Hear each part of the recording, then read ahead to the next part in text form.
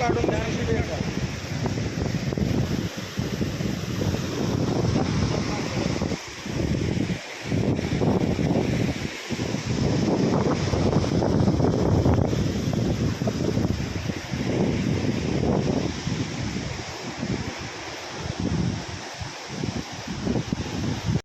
माळशिरस तालुक्यातील नीरा नदी या नदीवर ते गणेशगाव येथे बंधारा आहे. तो बंधारा आत्तापर्यंत 3 वेळा दुरुस्त केलेला आहे आणि आत्ता थोड्या दिवसापूर्वी गणेशगाव येथील नीरा नदीवर बंधारा तो दुरुस्त केला.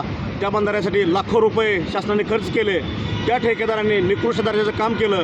आत्ता नीरा नदीला पाणी आल्यानंतर तो बंधाऱ्याचे एक बाजू पूर्णपणे वाहून गेलेले आहे. तेथील शेतकऱ्यांचं भयंकर नुकसान झालेलं आहे.